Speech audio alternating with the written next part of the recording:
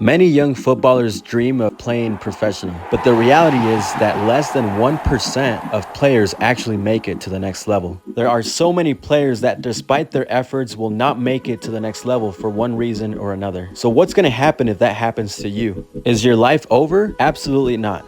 I decided to ask Oscar this question. What's going on, everyone? Welcome to another episode of Spike 17 TV. I'm Eric Olivas, aka Spike. Here is Oscar Olivas with me. How you doing, bro? I'm doing good. Just got out of school, right, Oscar? Yeah, it was good. I want to ask you straight up, do you want to be a pro footballer? Yeah. Do you think you're going to make it to the next level? I don't know, honestly. I don't think anybody knows if they're gonna make it pro or not. So what are the things that you do right now to separate yourself from the rest and be, an above average footballer? I work hard, I train every day, and I also eat good, so then I can have energy and also work hard for tournaments and soccer games. What's your favorite food? What kind of food do you like to eat? I think spaghetti or pasta. Spaghetti's really good for carbs, right? Yeah, I feel you on that. So what would you do if you don't make it pro? Let's ask you that. What's going to happen then? Is your life over if you don't make it pro? No. I can have a backup plan. What is that backup plan for you? The backup plan would be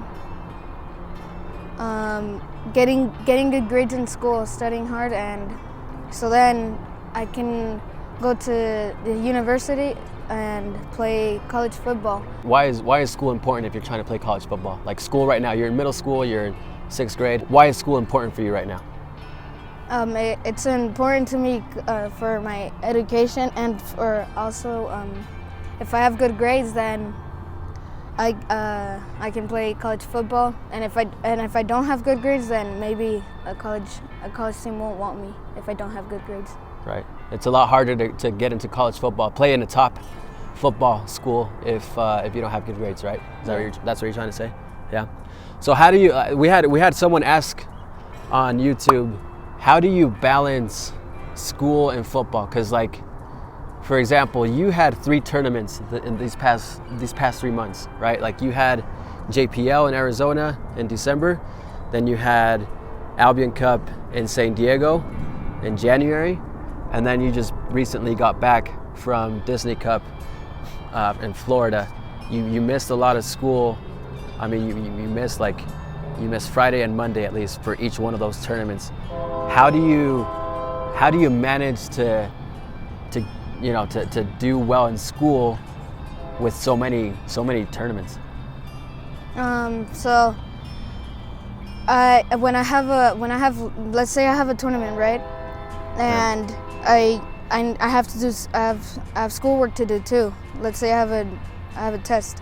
So I can ask my teachers if I can do the schoolwork and then maybe do the test after the tournament. But what's actually the answer is how I balance myself is when it's time for school, it's time for school, and when it's time for football, it's time for football.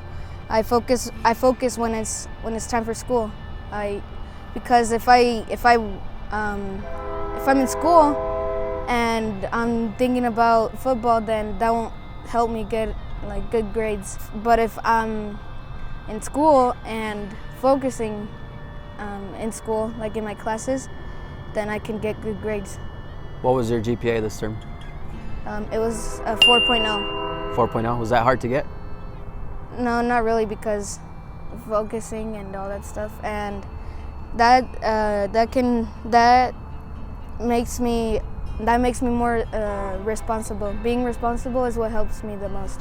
What would be a tip that you would give to football players that struggle with balancing school and football? What would be the number one tip that you would give them? What I always do is just when it's time for school, I forget all about what's going to happen today about football. I focus on school, and I'm just gonna pretend that nothing about football is gonna happen today.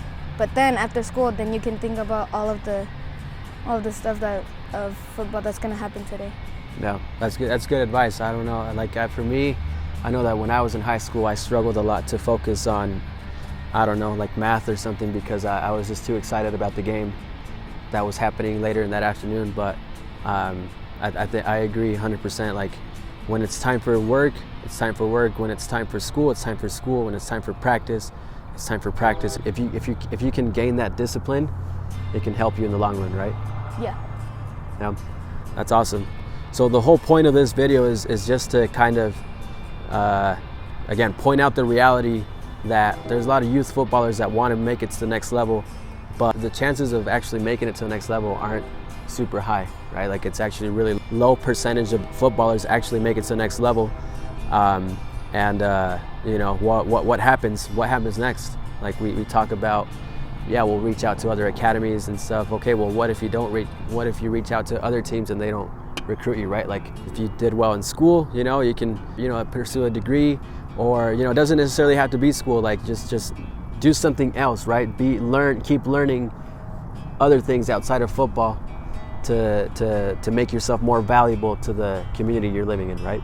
At the end of the day, like, whether it's school or any other type of education, be sure to have a backup plan. Be sure to be learning another skill, another, you know, quality that will help you be valuable, so that you can continue to pursue something that you love outside of football, right? Like, yes, it's fun to play football, it's fun to compete at the highest level, but the reality is that not everyone is going to make it to the next level. We don't even know if Oscar's going to make it to the next level. We don't, like, who knows? Maybe he doesn't even end up playing college football, right? In a couple of years, he decides that he wants to do something else.